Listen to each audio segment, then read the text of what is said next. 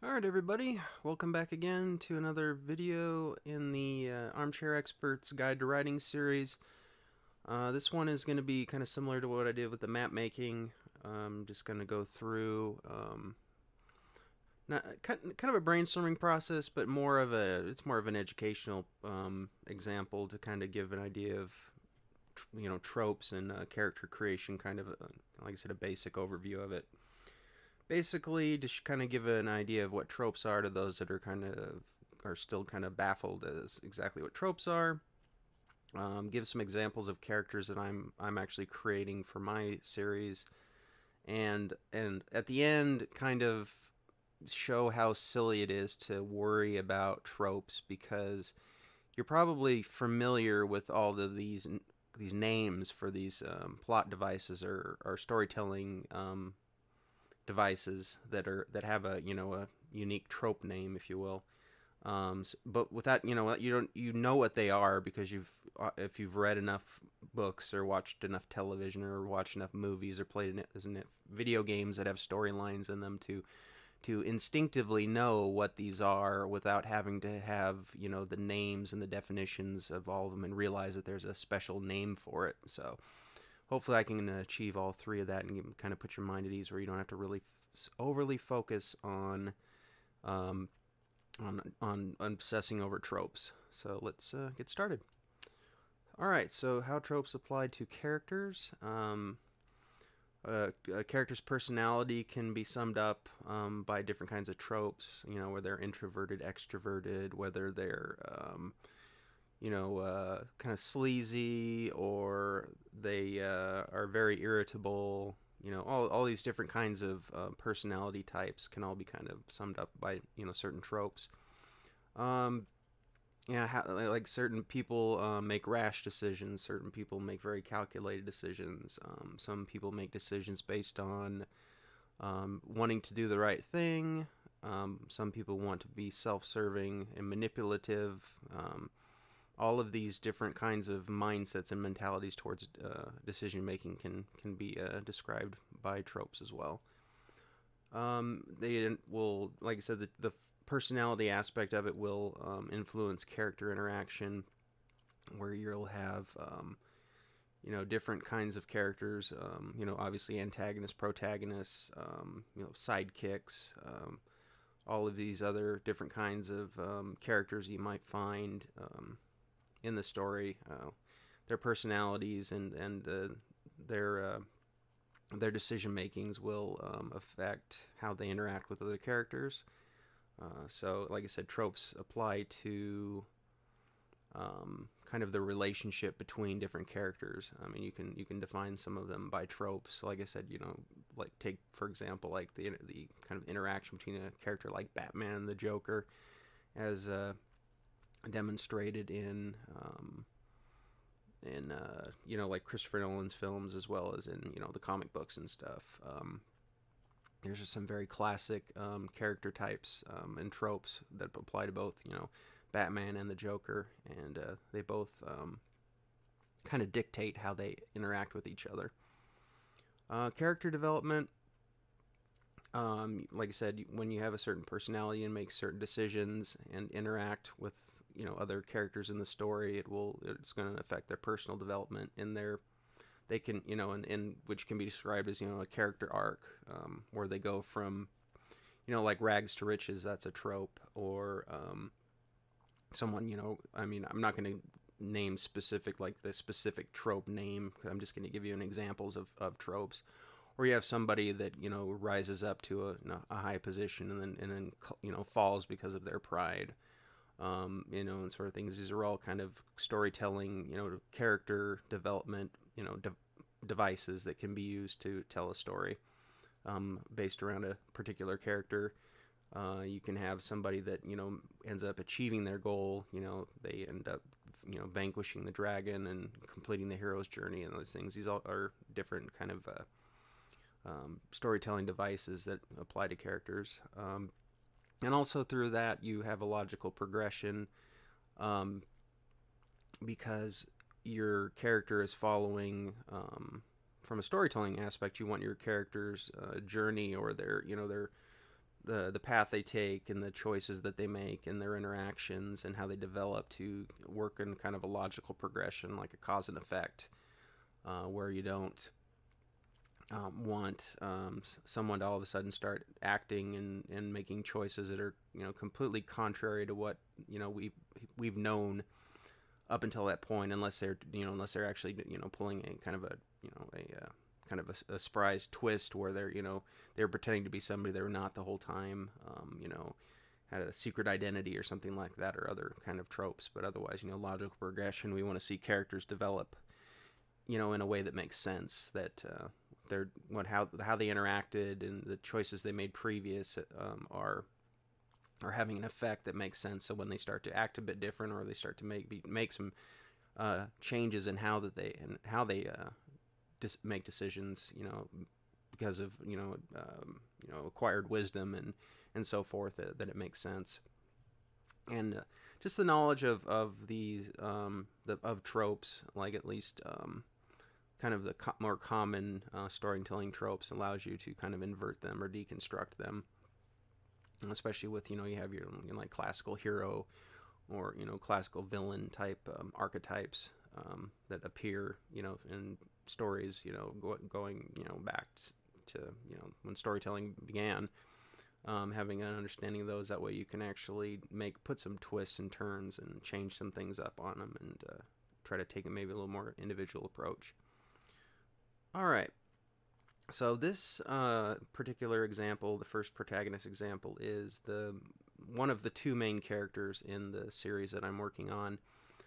This guy is very much influenced by characters like Mad Max, characters like Wolverine, Kenshiro from Fist of the North Star, the Man with No Name from the spaghetti westerns of Clint Eastwood, Dirty Harry Callahan from Dirty Harry, guys like Snake Plissken, and so on and so forth.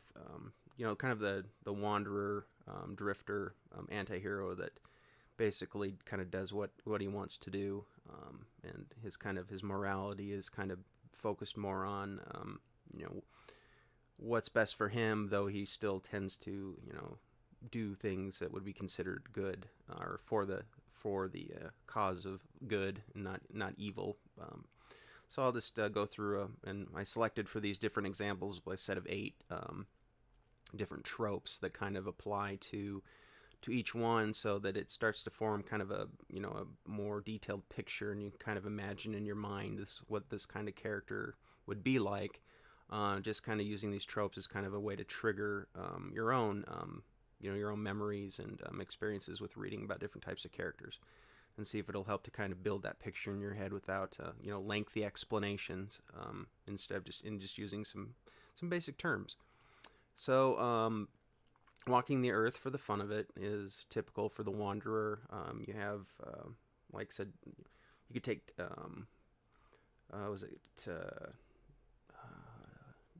I think it's Kane from Kung Fu. Someone that wanders the earth, kind of the vagabond. You have someone, like I said, like Mad Max, who is not necessarily walking the earth for the fun of it, but he's in a wasteland. But it's a character that drifts from place to place. It's kind of like the gunslinger in the Dark Tower series, and characters like that are basically they don't want to be held down by having a domestic life or ruling over somebody else's character. Is not interested in holding any kind of positions of power over other people. He doesn't want to be tethered down by kind of the mundane responsibilities that a lot of people are bound to conform to. This is, of course, from the Princess Bride movie, during a famous fencing scene. The good guy is fighting against the antagonist, or what we assume to be antagonist, left-handed, and then basically at a point during the fight, he lets him know that, I am not left-handed. It was a ruse, and he goes and switches over to his right hand and starts besting the antagonist. So that can be literal, or that can be someone that's essentially playing down their power or their true strength and ability in order to fit in, and only only relying on that power that would draw attention to them, and when a situation really calls for it. So that would be more applicable to this character. In this story, the this protagonist is kind of involved in a pretty big political scheme, or at least a scheme involving a lot of political intrigue and stuff, and and being kind of the mastermind behind a lot of this. But he's also not hiding away in some some secluded place. He's walking around like a common person amongst everyone, and acting interacting with other characters if if he's just some kind of ordinary wanderer without really any motive other than living day to day, and seeing the world and that sort of thing. So it makes it very easy for him to not to not draw attention to himself and what he's doing on the grand scale, when he just kind of wanders around in plain sight instead of being very clandestine and hiding out. The stoic is pretty much someone in situations where there's like a lot of action going on, and there's like sword fights, because this is a medieval fantasy, or a battle or something. It would just be someone that is really kind of unemotional in situations that would really get other people's nerves on end. They might be kind of bored. They seem bored when they're in a fight for their life, or that sort of thing. It's kind of that it kind of shows a sense of confidence and kind of cockiness in a way. And characters you could think of, like Judge Dredd. For those of you who are familiar with the comic book series or the movies, it would be a good character to kind of a similar comparison. Or like or Frank Castle, the Punisher. Like I said, Kenshiro from Fist of the North Star, if you're familiar with the manga or anime.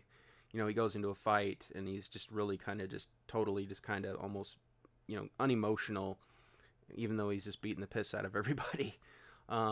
If you're more familiar with the new Vinland Saga manga, Thorfinn, the character, at least when he starts out, is very kind of all business, because he's only got one real objective in mind, and all the rest of the fighting is just as a means to get to that objective, so he really doesn't show a lot of emotion. And one of my favorite kind of anti-hero protagonists would be D from the Vampire Hunter D anime series, which is also based on novels. So that's kind of what the stoic would be. The trope of the gambit roulette, if you want to, it's basically a gambit roulette is a real like a convoluted plan that relies on events completely within the realm of chance, but goes off without a hitch. So think of something like the Ocean's 11 movie, or another example would be the Saw horror film series, where the antagonist Jigsaw sets up these traps, and people play in and interact with them in a way that they have a choice, but every time it seems like they interact in a way that he has planned and figured out. So it seems like almost like complete luck that it would actually happen, but it goes off completely according to plan. So that would be a gambit roulette, which leads to the next one, which is the chess master, which is basically someone that is playing playing their grand chess game in the political world. In this case, it would be through different kingdoms. You think of somebody like Peter Baelish, Littlefinger, or Varys from A Song of Ice and Fire or Game of Thrones. Those guys would definitely be like chess masters types. That you have to be a chess master type in order to really set up a gambit roulette trope and make it seem like it would make sense, because otherwise it just looks like a lot of blind luck and based on a person that just got, kind of lucky, and not someone that would seem like a intelligent enough or wise enough person to actually be able to pull it off. You have the trope of, which is, kind of the Nietzschean idea of fighting monsters and then becoming a monster yourself. This protagonist goes over kind of a big character arc where he starts out more virtuous, chivalrous, if you will, and then goes completely into the point of just almost going to the dark side in a way. So he's his own ambitions and his own attempts to get what he wants leads him to end up having to fight against a lot of villainous people, but he at times is kind of getting drawn down into that as well. So it's kind of that risk that you take of letting that kind of aspect consume you. So you can think of somebody like Guts from Berserk would be a good example.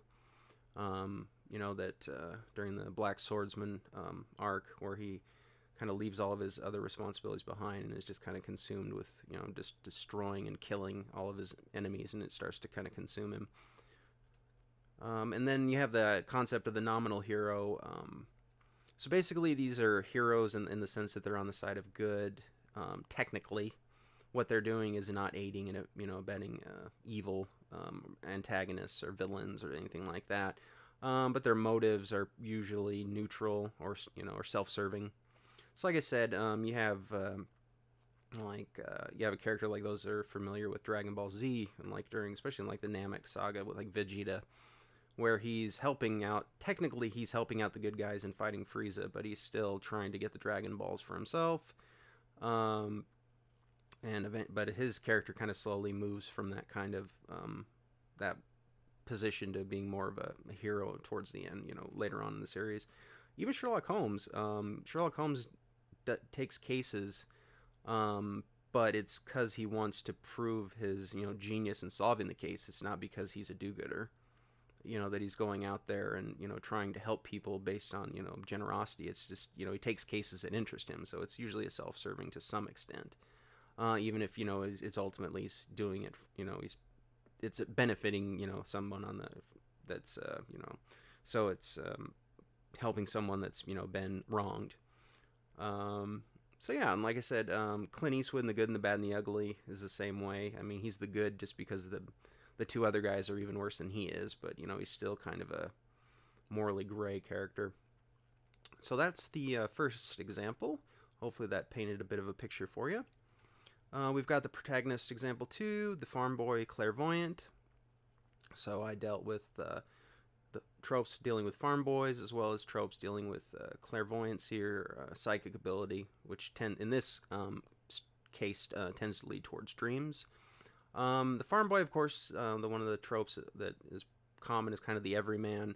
Basically someone that most readers can identify with, that are kind of, become some I guess you call it an audience surrogate, where we're learning the ins and outs of the world along with them. So they, like I said, the everyman is typically easier for the audience to identify with from the beginning, and especially since this is a young boy who's going to be going on an adventure in a very kind of cruel and uncaring world. We get to see his development from kind of not necessarily a blank slate of kind of innocence and naivete, because he's got some issues from his past too, but it gives us a better way of gauging his character development compared to an already established character like the previous one, which comes into the story further developed along, because he's like I said, he's got a long backstory as well, the first example I gave, but I won't get into that. So we've got the hero's journey, which is basically a kind of a classical kind of hero or story arc, and I mean there's been people have written papers about it. It's not something I want to go too much depth with, but you basically have 3 stages where the hero leaves the familiar world behind. So in this case, this boy would be leaving his homeland. The hero, in the second part, there's initiation, where the hero learns to navigate the unfamiliar world of adventure, which is of course his adventure out into the world and what goes on. and then he, at least in the classical hero's journey, he returns to the familiar world, or returns back home with the knowledge that he's gained. So, I mean, that should paint a pretty clear picture, though it's not necessarily the third part, he may or may not return. There are two childhood friends. Obviously, there's tons of tropes, or at least things that would create an impression in your mind when we think about stories and childhood friends and what can happen. Well, the two of his childhood friends end up leaving suddenly and kind of leaving him alone, and he starts to have dreams. So he was having dreams beforehand about other things, but he starts to have dreams about what may happen to them from where they're currently at, and so he starts to get more and more kind of drawn into these nightmares, and eventually it's kind of the straw that broke the camel's back, so to speak, when it comes to his wanting to act upon and go out to try to save his friends. So he's got that childhood connection with a couple of other kids who are actually from a minor noble house, and he's of course a peasant, so there is a bit of a division, but as far as status goes. But there's more into the story to kind of explain why they're actually allowed to commingle a little bit. It's a rescue arc, so obviously that he's going out to rescue his childhood friends from this perceived danger. It's pretty self-explanatory. It could be, rescue arc could be rescuing, the damsel in distress or type of thing, where the main goal is to rescue someone back from, the antagonist or villain. Anxiety dreams are part of they're not prophetic. I use clairvoyant just because it had a lack of a better term for that. So anxiety dreams are more possibilities of what might happen. So you've got the example of foreshadowing. So it may not be exactly what takes place, but these dreams are certainly used as a means for me to foreshadow events that are coming up in the future. And also there's some dreams in there that go back and focus on the past a little bit, which may itself end up becoming a foreshadowing of something that also may take place in the future. You've got the disappeared dad, which is basically, the boy, grows up without a father figure, at least for a certain part. So, you can think of plenty of, story examples or possible storytell that you could tell where, the father is absent, or or conversely, the mother is absent. So that's just it's just a trope. It's like, the kid grows up without parents. You got orphans that have neither. So these are all kind of, different plot devices to give, either sympathy to the character, or to kind of explain his circumstances. So, and his disappeared father, his father died, or we assume his father died in a fishing accident, died off and drowned off of, out at sea, or at least that's what he's led to believe. So, that event, traumatic as it is, it kind of colored his dreams as well. And yeah, face your fears. This foreshadowing and these anxiety dreams are of these, potentially horrific fate that's going to befall his friends. In order to go and rescue them, he's going to have to face these fears, that have been, conjured up in these nightmares that he's been having. So yeah, I mean, face your fears. That's pretty common adventure trope. You have to. In order to overcome, and win, you have to face, what you fear. All right, so that's all for the certain protagonist. So this is the second protagonist, or the two main characters.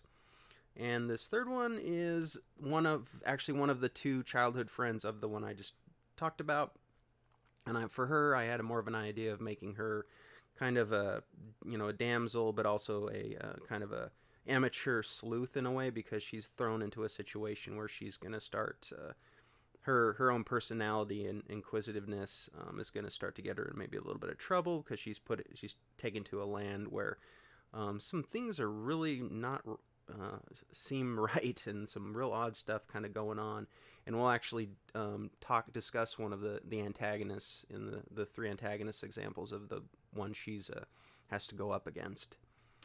So damsel out of distress is basically the opposite of damsel in distress. It means that she is not going to wait around for the hero to come and rescue her, or at least, she's going to put up an effort of trying to get out of this precarious situation on her own. This can vary in intensity or degree, I guess I could say, if she's going to, be like a Laura Croft, at least the more modern incarnation of Laura Croft, where she's kind of, kicking ass and taking names. Or, someone, that's may not be able to physically fight their way out of it, but they're going to do whatever is possible to try to get themselves out of the situation. So she's not just waiting around to be rescued. So that's pretty straightforward. This is basically, obfuscating stupidity is basically, one of her abilities to kind of, blend in, or to get people from not, focusing in too much on her and what she's doing, is pretty much act like a ditz at times, or, because she's in, in a society, obviously, where there's going to be a little bit of prejudice against women, especially young girls. I mean, she's like 13 years old when the story starts. So, if she's around a lot of adults, especially in a foreign land, they may start to assume that she's just kind of your generic noble's daughter, and she doesn't have too much going on, other than her manners and how she was brought up, to behave a certain way. So and she could also play it up as if she is really, to make it seem like she is really dumb. It's just a way, like I said, it's a way for her to kind of throw people off her track. We have this trope of silk hiding steel, which is more of the, there's a prim and proper lady, but she's still not necessarily all that she seems. She may seem prim and proper on the surface, but she's also kind of got that damsel out of distress streak in her, where she will act and take care of business if she needs to.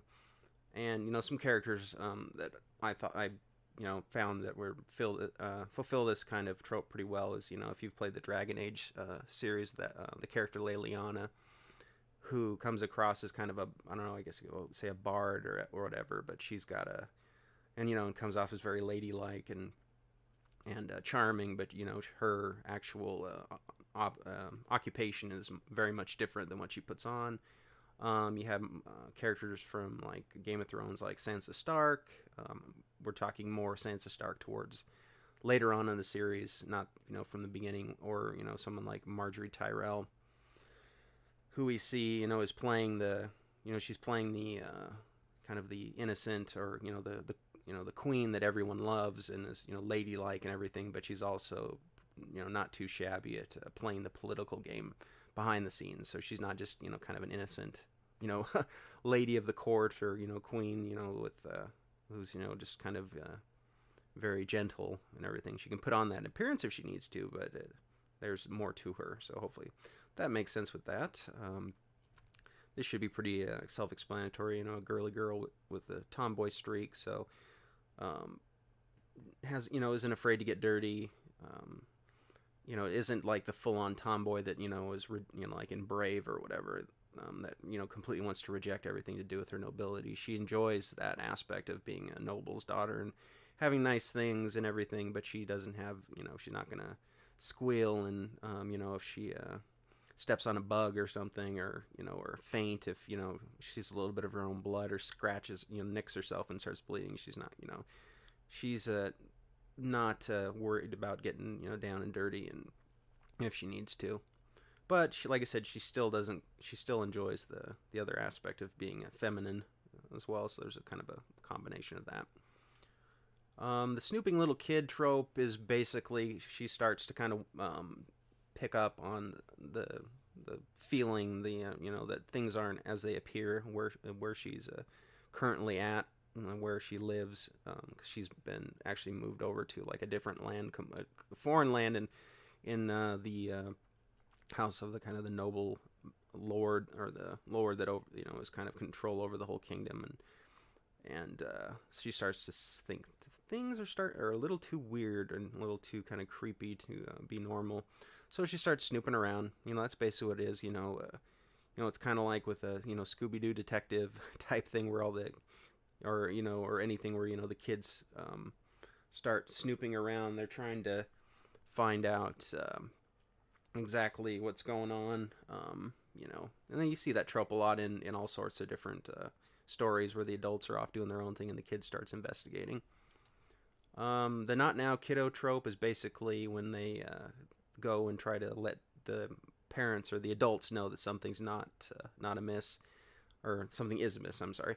And not now, kiddo. We're busy, type of thing. You see that quite a bit in children's shows and whatnot, where the kid figures out something's wrong, and if their parents had listened to them, then problem would have been solved to begin with. But of course, they're kids, so they can't be taken seriously. The determinator trope is basically someone that's just determined, is not going to give up. Pretty straightforward. She's going to try to prove that what she thinks is happening is what's happening, and she's not going to give up. She's very stubborn and driven. And this one is pretty much describing kind of her and her brother. The brother being the foolish sibling, her being the responsible sibling. This is pretty common trope. Where you might have like I said, you can look at Lisa and Bart Simpson. I mean, that's enough said. Lisa being the responsible sibling, Bart being the foolish sibling. Where in this case, her brother's just kind of, I don't know, kind of swept up in this idea of kind of being seduced with the idea of becoming a noble at some point himself, or being a knight, or anything like that. He's still in that kind of daydream stage, so he's kind of more easily manipulated, and he's also a little bit more foolhardy, and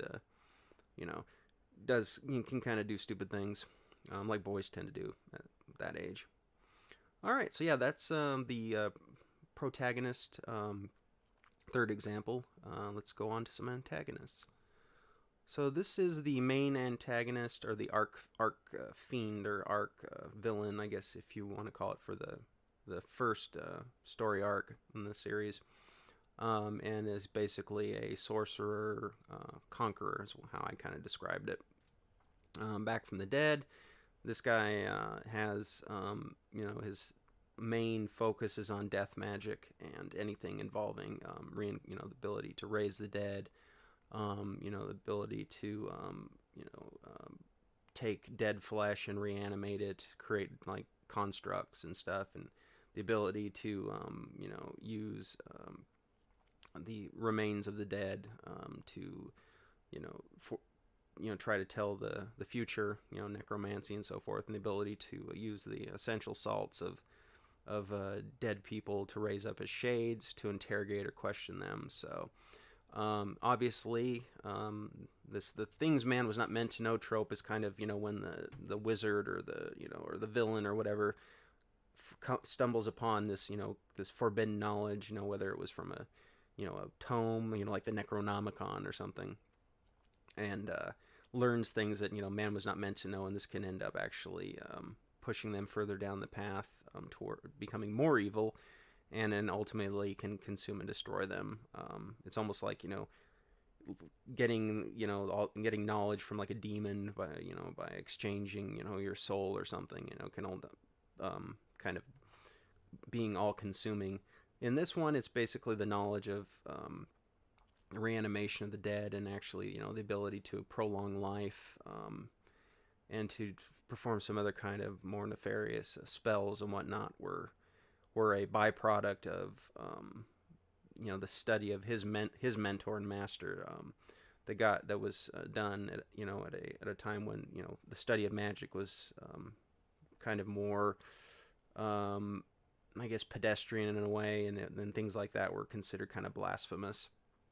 They were far more involved in kind of the everyday day life of helping people and stuff, and his master had this kind of great ambition to want to be able to conquer death itself.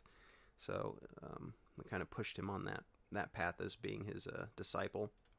Like I said, the necromancer aspect, and necromancy is just the divination, using like dead remains. Anything that has the term mancy on it means divination, or trying to foresee the future or foresee events, or and so forth. So that's pretty much self-explanatory. The concept of a soul jar is kind of a if you've got like a creature or a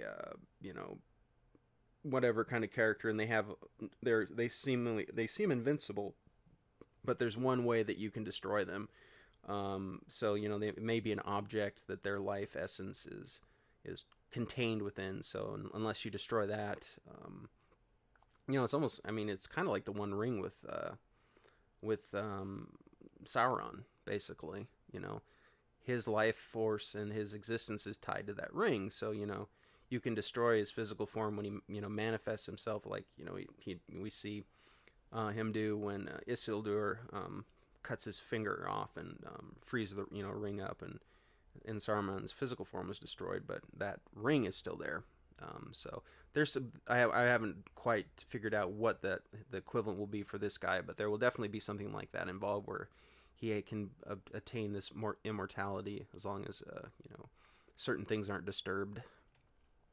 Start of Darkness, basically, the one picture that they showed that I saw, this was basically Magneto from the Marvel Comics universe, and I believe as a boy he was in a concentration camp in Nazi Germany, occupied Germany, and that was kind of this, as a child, went from being a child to having that moment where it started down a dark path because of a very horrible event happening. So something similar happens to this guy when he's a child. So that's kind of why it gives you the idea that at one point he wasn't evil, or he was innocent, and then something triggered in that start down that path towards darkness. Also, there is a relationship between him and one of the other protagonists. So this obviously is at some point where they were friends and now foes, basically. So it was I mean, a great example would be like Guts and Griffith from Berserk. So basically any pair of characters that at one point were friends, and then whatever happened, then they became they no longer are friends, and then they became enemies. So it's a pretty simple trope. I'm sure you can think of plenty of examples of that from stories and movies and other things that you've consumed. Also, there is a part in the story, even though it's kind of after the fact, where what this guy's actually up to, even though it seems like super evil and horrible, it actually may have created a situation where humanity in general would be better off. I mean, it's an arguable point, whether or not that is, and I leave that kind of up to the audience or the readers to decide. But he's not, he's doing something where something that he's trying to achieve may actually have a valid reason for happening, and that's basically villain has a point. And manipulative bastard is basically they're just a character that can manipulate other people's emotions, or twist their perceptions of what is true and what is false in order to use them, and he's very good at that. And he ends up manipulating the king of a very powerful nation in order to kind of be his a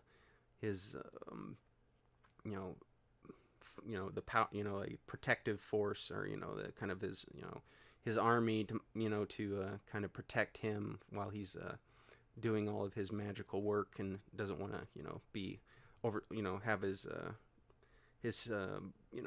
rituals and things disturbed by the do-gooders. So he's got this powerful force at his beck and call to keep him safe and secure, even though it costs the lives of other people. So that's the first antagonist. This is the Vampire Overlord antagonist, example number 2. This is the antagonist of the female damsel detective that I was mentioned in the previous protagonist section. This is the guy that she's going up against. So we'll get an idea of what she has to deal with. So obviously, if you go to a foreign nation or foreign kingdom, and the leader of which happens to be a vampire, you may start to think things are a little bit strange if you're coming from the real world, or the non fantastical part of the world. The Devil in Plain Sight. This is another thing that kind of that kind of goes along with some of the the more kid detective type things, or just or any kind of story where that some people can see that antagonist is the bad guy. It's obvious, but they're like the only ones that see it. So he walks around. It's almost like what's that? Devil's Advocate with Al Pacino's character. I mean, he's literally a devil in plain sight. But the wife starts to or Keanu Reeves' wife starts to figure out this, that things are not what they seem. They're not right. But she's the only one. Anything like that, where the antagonist is out in the open. It's like Dracula in the Bela Lugosi one. He's out there in plain sight, even though Van Helsing realizes who he is, but all the other characters don't realize who they're actually dealing with. Vampiric draining is just the trope that deals with blood sucking, obviously. This actually, I'll go to the next one because these kind of go together. The trope of our monsters are different. It's basically when someone is telling a story, an author or whatever decides to take a classical monster, vampire, werewolf, zombie or whatever, and then put their own twist on it and change things up a little bit. And that goes with the vampiric draining. With my vampires, they don't really drink blood in the same, as a kind of a every, night they have to, go find a victim to, otherwise, they're gonna wither up and die or something, or turn into dust. The blood draining part of it isn't tied to their immortality at all. And it's kind of it's not as they're not blood, they don't have like this bloodlust type of thing that drives them like in more the kind of traditional vampires. So that's how those two go together. Mysterious mist. I mean, mist obviously just used as a kind of a way to create a kind of feeling of mystery or ominous, like fog in a graveyard or something like that. But this guy has control over the mists, and which is is a vampire trope, being able to control the mist or into kind of disappear and become mist. But his homeland is completely surrounded by mist, and it's controlled by magical means, and it keeps outside outside kingdoms and outside people from the outside of actually getting in. Keeps everybody that's on there trapped in his kingdom, and he can manipulate it by will, and actually lifting of the mists is the big catalyst event that starts off the whole series. So yeah, pretty basic. Royal blood is just the notion of a lineage. The blood being like literally like the blood that comes from, actually in this case, in this story, the blood actually comes from this fruit from this tree, and it's actually instead of the vampires draining their victims, this tree actually is the source. They they take bodies to this tree, and it drains them, and it produces this fruit, and then it is eaten by the vampires to prolong their immortality.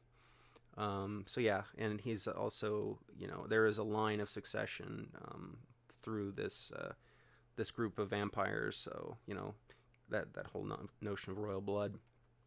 And also this trope, the man behind the man, is basically when you think that the villain is the big bad, the big enemy. There's actually someone behind him that's the real enemy. I mean, I guess you could say like Darth Vader and the Emperor are kind of like that. We see Darth Vader up front as kind of that present menace and antagonist, but really behind him, the man behind him that's actually controlling everything is the Emperor. In this case, it's never really, and it doesn't have, the man behind the man doesn't have to be present in the story necessarily. It can be alluded to.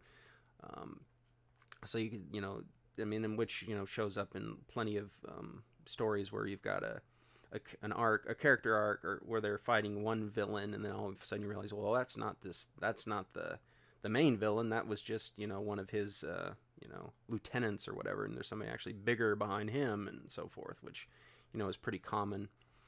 So in this case, it's a supernatural entity that's not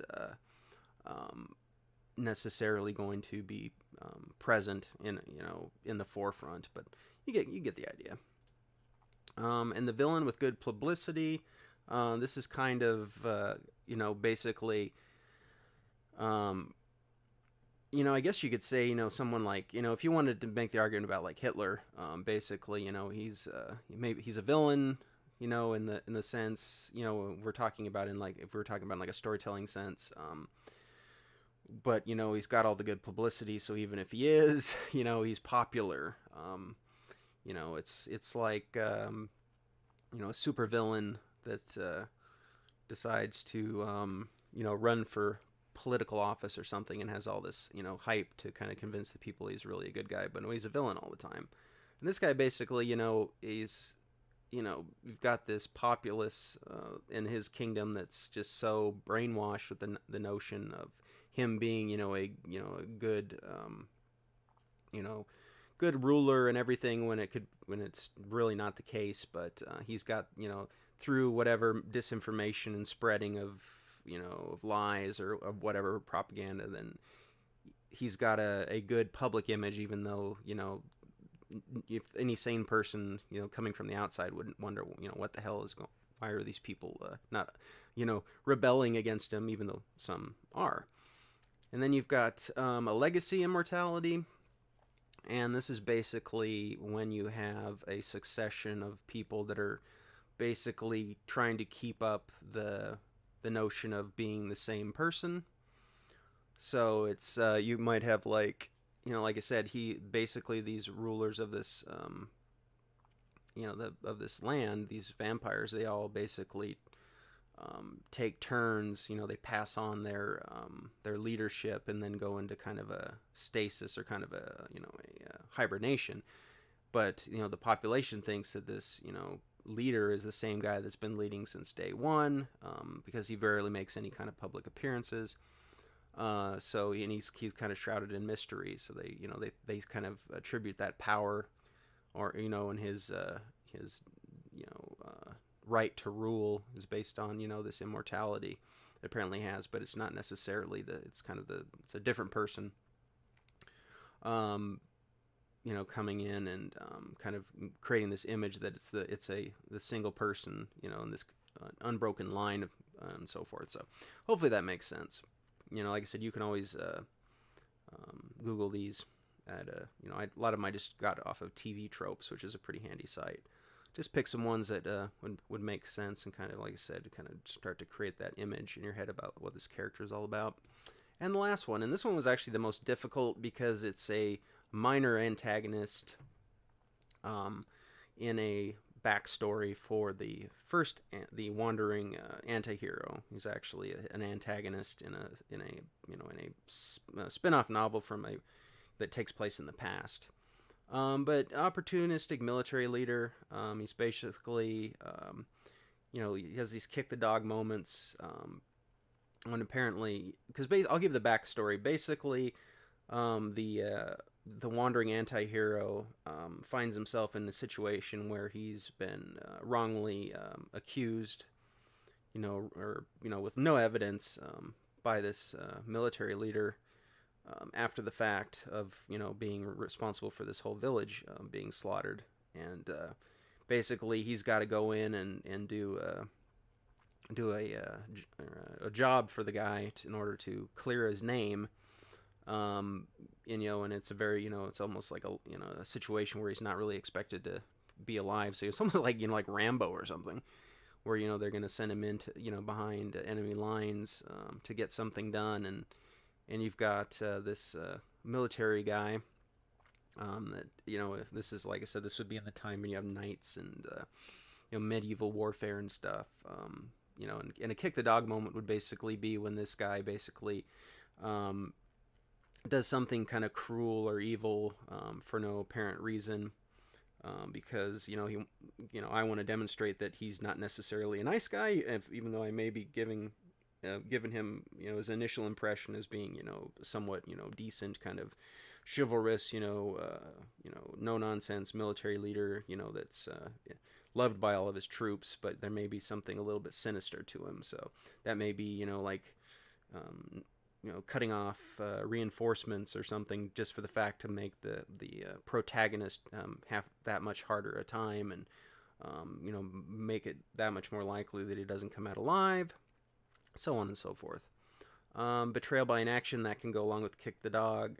Like I said, you can betray someone by not doing anything. If someone, if you get a, like, trying to think of an example. I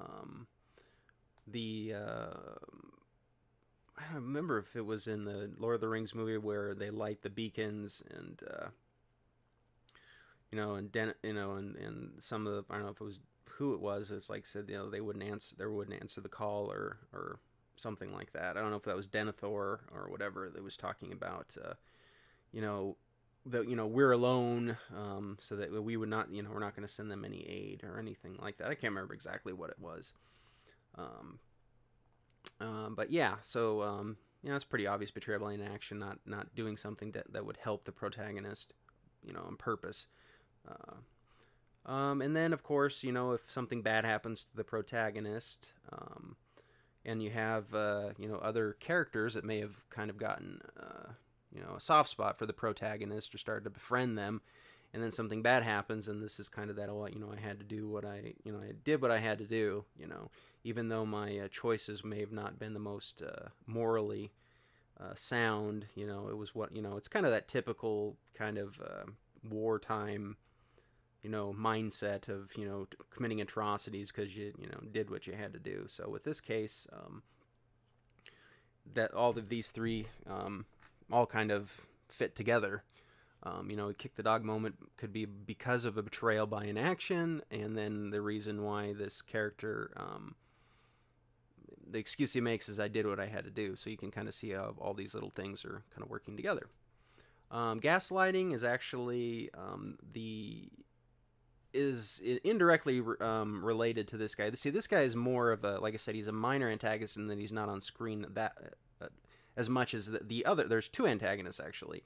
There's this psychotic prince that basically they're trying to take over his stronghold, but he's got a powerful army, and they're going to have the protagonist infiltrate. And the protagonist has some special secret abilities of his own that he's going to put to use to do something which is called gaslighting. And gaslighting in itself is basically, it's not a one-to-one to what he's going to do, but it's basically, gaslighting is, rearranging or kind of changing an environment that someone's environment they're in little by little to try to make them go crazy by acting like they're the only ones that notice that something is different and out of place, and it slowly kind of breaks them down mentally. So that's what the protagonist is going to try to do to this psychotic Caligula-like prince, but in a different fashion to try to get him to break down and lose his mind and make some very rash choices that will bring his downfall, and let this opportunistic military leader accomplish what he wants to accomplish, which is overtaking the fortress. This is basically, the opportunistic bastard is kind of, they say it's kind of different than the chess master, because the chess master plans everything out ahead, whereas the opportunistic bastard doesn't necessarily have a plan, but he can take advantage of any opportunity and kind of bend it to his purpose, to his advantage. And so it's more of it's talking about the ability of this guy to kind of think out the box when it comes to strategy and whatnot. So that would be kind of a personality trait, I guess you could say. MacGuffin Delivery Service. It's an interesting name, but it's basically you're basically having the unwitting character do something to bring a plot device or plot element to the person that's setting it all up. So it'd be like, having a protagonist break into a vault to, steal a magical item or something, and then it ends up, they end up at the end basically delivering it into the hands of the bad guy who was waiting around all along. So yeah, I mean, I know you guys have seen that millions of times. I mean, it's super common, especially in like cartoons, and superhero stuff. And this one is basically he's using his manipulative skills to try to get this protagonist to um, you know take care and take care of this prince, and kind of deliver him and this fortress to his to him, through putting him into this position where he's he's in a fight for his life. So he's manipulating him and using him as a kind of the tool by which he can achieve this goal without having to get into harm's way. So, I mean, there's a lot more to that trope. So, definitely. I mean, I think you get the idea. Always see this stuff in like I said, cartoons. Like GI Joe and things where the good guys go and accomplish something and they do all the heavy lifting and. Or even in like Indiana Jones, where at the end of the third one, where the guy he does all of the heavy lifting to get to the Grail, and then the Nazi officer or whatever just strolls right in, or like in Goonies, where the kids go and find the pirate ship, and then the Fratellis at the very end just come kind of waltzing in. And without I mean, they obviously went through some hell, but the kids ended up helping them to find that pirate ship and that treasure. So they were kind of not necessarily realizing that they were leading the Fratellis to that end goal. To contrast, some, or at least to give an initial impression of this guy, the magnetic hero is basically it's like. Think of Aragorn in Return of the King, at least, if you want to think about the films where, everyone's drawn to him. He's, the born, leader, hero, he's, all his soldiers love him, they die for him, that sort of thing. So we want to give an initial impression that this is what this guy's all about, and then we can start throwing in, the kick the dog, the betrayal by inaction, and all that sort of stuff to kind of contrast and give him a little bit more depth, and maybe, because he's an antagonist. But the protagonist is not, squeaky clean and innocent, so, there could be a little bit of moral gray ground there when it comes to that. And Break the Hottie is or not the hottie as in the hot chick, but is basically what they're trying to do to that prince, that evil kind of sadistic prince. Karma's gonna come to, pay him back in spades for, being a complete asshole and a scumbag. So that's kind of the whole purpose behind this whole mission, is to break him. So yeah, that I believe is it. So yeah, that basically kind of gives a bit of an overview about the different tropes and how they can be applied to characters, and just to give you a basic idea. Like I said, you hear me explain these, and they have like a little title or name to them, but you instinctively know what a lot of these are without ever having heard of the name that it's applied to them, as they're considered a trope. I mean, like I said, when you've read plenty of books, watched television, watched movies, all this stuff, and you're writing this stuff out, when you're telling your story, these sort of things are all popping up all the time, and of course they've got kind of a name for all of them, and they're all kind of categorized and defined, but you don't really need to know that there's a certain term for it. It doesn't really have any direct effect on, I mean, like I said, previously, it's good for analyzing and critiquing things, because that's what you're trying to do. You're trying to dissect it. But when you're just writing, like I said, you're writing all these stuff out, and most of the stuff you're writing out are probably tropes, but they're intuitive. You don't need to worry about whether or not they fit into a certain category or not. I mean, that's, like I said, that's just kind of just worrying for no good reason. So yeah, don't be too obsessed with tropes. Like I said, just write and focus on getting your ideas down. And like I said, don't like I said, hopefully this will give you enough of an idea of what tropes are that you can now kind of ignore them and go on to creating your amazing first book. So yeah, I'm not sure exactly what the topic of the next video will be, but I will be working on it and probably doing something similar to this. Maybe we will do a character creation guide and just work on the basic character stuff. Creating a character from the ground up, that sort of thing. And I think because a lot of people seem to ask a lot of questions about that. So yeah, I'll talk to you guys next time, and I hope you enjoyed this video. Give a thumbs up, subscribe, comment, and so on and so forth, and I'll talk to you next time. Take it easy.